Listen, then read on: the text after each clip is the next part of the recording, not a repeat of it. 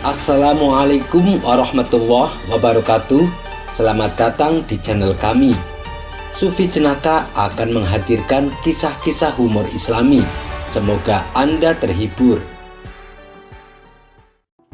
Dikisahkan, Baginda Raja menunjuk kawannya untuk menjabat sebagai gubernur di kota Abu Nawas. Tapi sayangnya, orang yang ditunjuk ini menyalahgunakan jabatannya. Dengan sewenang-wenang, dia memerintahkan para prajurit untuk menangkap para sastrawan yang dianggap pintar.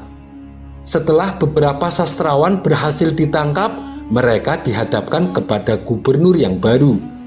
Satu persatu di antara mereka ditanya oleh sang gubernur, "Menurutmu, saya gubernur yang adil atau zalim?"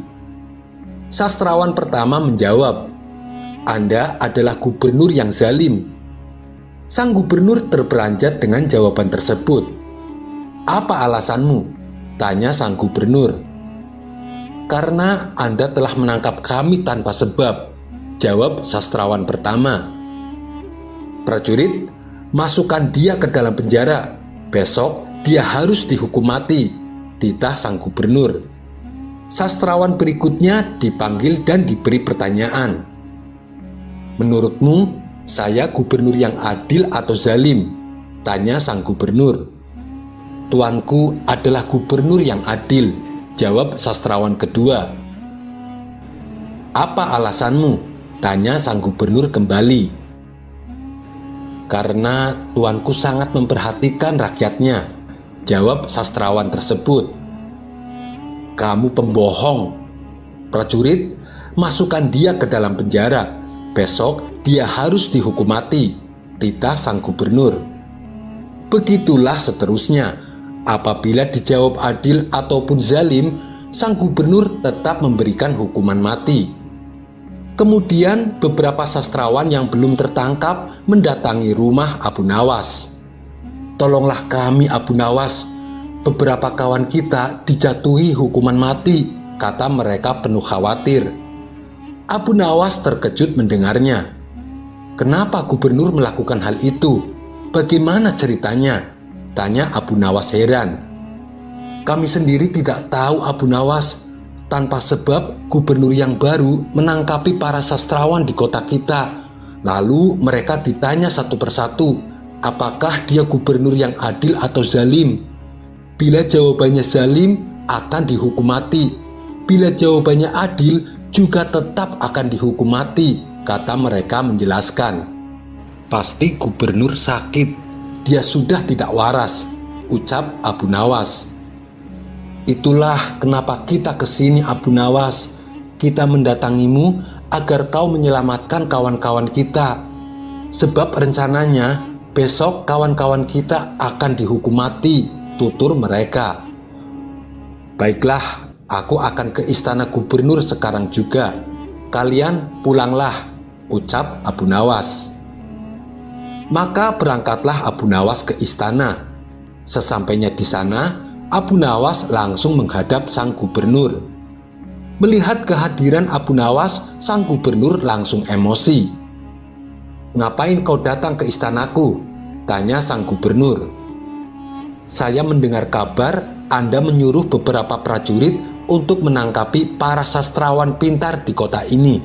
Tapi kenapa aku tidak ditangkap? Saya sangat tersinggung," jawab Abu Nawas. "Oh, jadi kamu menganggap dirimu bagian dari mereka?" tanya sang gubernur. "Tentu saja, masyarakat di kota ini tahu siapa aku. Aku adalah sastrawan terpandai di kota ini," balas Abu Nawas. "Baiklah, Algojo, tangkap Abu Nawas dan penggal lehernya," perintah sang gubernur.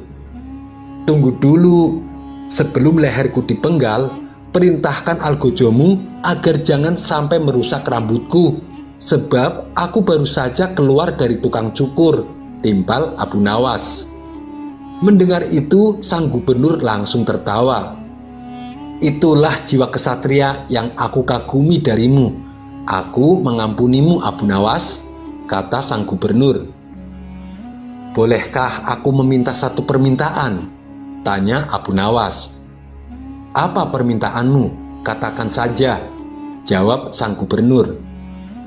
"Saya juga minta pengampunan untuk kawan-kawanku," pinta Abu Nawas. Sejenak sang gubernur terdiam, lalu ia berkata kepada Abu Nawas, "Aku akan mengabulkan permintaanmu, tapi ada syaratnya. Kamu harus bisa menjawab 3 pertanyaanku," ujar sang gubernur. "Baik Tuan, saya siap menjawabnya," sahut Abu Nawas. "Menurutmu, aku gubernur yang adil atau zalim?" tanya sang gubernur. "Tuan, bukan gubernur yang adil, bukan pula gubernur yang zalim. Orang-orang yang zalim itu adalah kita, sedangkan Tuan adalah pedang keadilan yang membalas kezaliman," jawab Abu Nawas. "Luar biasa, jawabanmu sungguh menakjubkan Abu Nawas. Sekarang pertanyaan kedua, mana yang lebih bermanfaat, matahari atau bulan?" tanya sang gubernur. "Matahari terbit di siang hari bersamaan dengan terangnya dunia, maka menurutku matahari kurang bermanfaat. Sementara bulan terbit di waktu malam yang menerangi dunia dan menjadikannya seperti siang, maka menurutku manfaat bulan lebih besar." Sang gubernur pun tertawa dengan jawaban Abu Nawas, meskipun nyeleneh tapi masuk akal. "Baiklah Abu Nawas, sekarang pertanyaan yang terakhir. Menurutmu warna angin itu apa?" tanya sang gubernur. "Warna angin itu merah Tuan," jawab Abu Nawas enteng. "Apa alasanmu?" tanya sang gubernur kembali.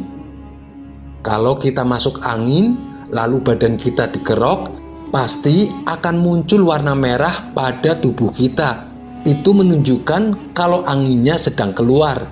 Berarti warna angin adalah merah," jawab Abu Nawas. Untuk kedua kalinya, sang gubernur dibuatnya tertawa terpingkal-pingkal. "Kamu memang cerdik Abu Nawas. Kamu mendapatkan apa yang kau inginkan. Ternyata apa yang dikatakan Baginda Raja tentangmu memang benar Abu Nawas," tutur sang gubernur. Abu Nawas spontan kaget mendengar nama Baginda Raja disebut. "Maksudnya Tuan bagaimana?" tanya Abu Nawas penasaran.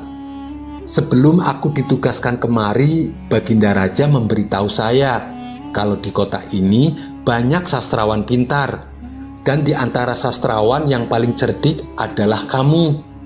Saya berniat memanggil mereka untuk saya kasih hadiah. Tapi sebelumnya saya ingin mengerjai mereka dulu. Ternyata kamu malah datang untuk membantu mereka. Dan ini adalah suatu kesempatan bagi saya untuk menguji kecerdasanmu," kata sang gubernur menjelaskan. "Jadi hukuman mati yang Tuan berikan hanya pura-pura?" tanya Abu Nawas kaget. "Benar Abu Nawas, saya hanya ingin mengerjai mereka sebelum aku memberikan hadiah kepada mereka," jawab sang gubernur. Abu Nawas pun terdiam sejenak. "Kurang ajar, ternyata aku masuk ke dalam perangkapnya. Tunggu saja pembalasanku nanti," ucap Abu Nawas dalam hati. Sampai di sini dulu perjumpaan kita. Semoga Anda terhibur. Wassalamualaikum warahmatullahi wabarakatuh.